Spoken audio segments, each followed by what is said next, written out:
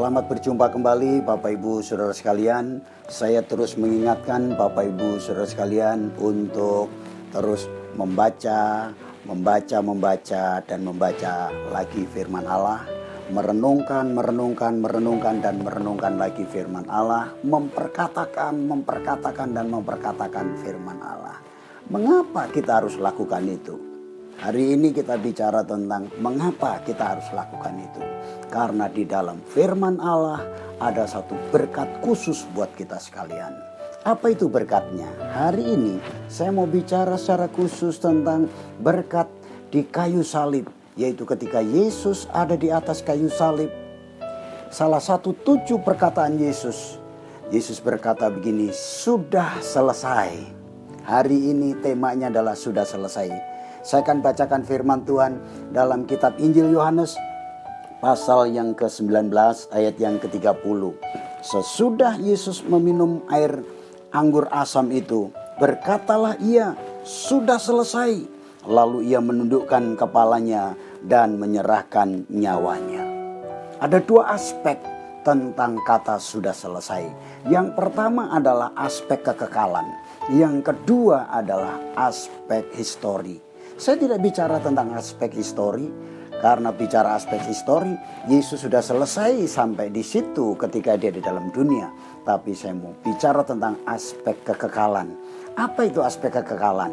Saudara bicara sudah selesai, itu berarti artinya sudah lunas. Semua dosa-dosa kita telah ditanggung di atas kayu salib. Kolose 2 ayat 13. Kamu juga meskipun dahulu mati oleh pelanggaranmu dan oleh karena tidak disunat secara lahiriah, telah dihidupkan Allah bersama-sama dengan Dia sesudah Ia mengampuni segala pelanggaran kita. Ayat 14.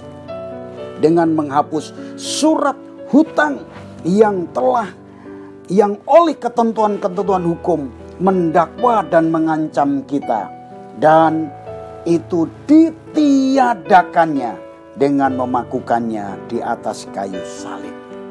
Jadi semuanya sudah ditanggung Yesus. Seperti saudara punya hutang. Hutang itu suratnya sudah dicoret, dirobek, dianggap sudah lunas. Haleluya. Itu hal yang sangat luar biasa. Yang kedua, aspek sempurna. Dalam kitab Ibrani 10 ayat yang pertama, di dalam hukum Taurat hanya terdapat bayangan saja dari keselamatan yang akan datang dan bukan hakikat keselamatan itu sendiri. Karena itu dengan korban yang sama yang setiap tahun terus-menerus dipersembahkan, hukum Taurat tidak mungkin menyempurnakan mereka yang datang mengambil bagian di dalamnya. Ayat yang kedua.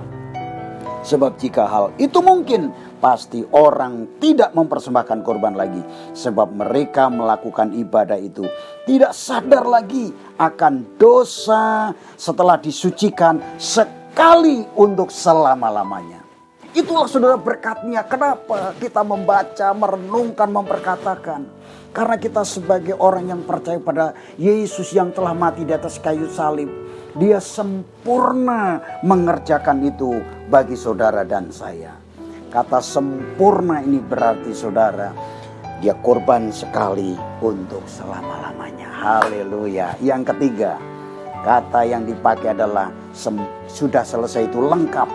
Filipi 3 ayat 10. Yang ku kehendaki ialah mengenal dia dan kuasa kebangkitannya dan persekutuan dalam penderitaannya, di mana aku menjadi serupa dengan dia di dalam kematiannya, supaya aku akhirnya beroleh kebangkitan dari orang mati.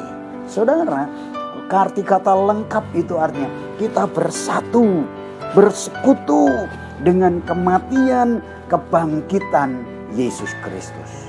Dan ketika kita bersatu dengan Dia, apa yang kita takutkan dalam hidup ini?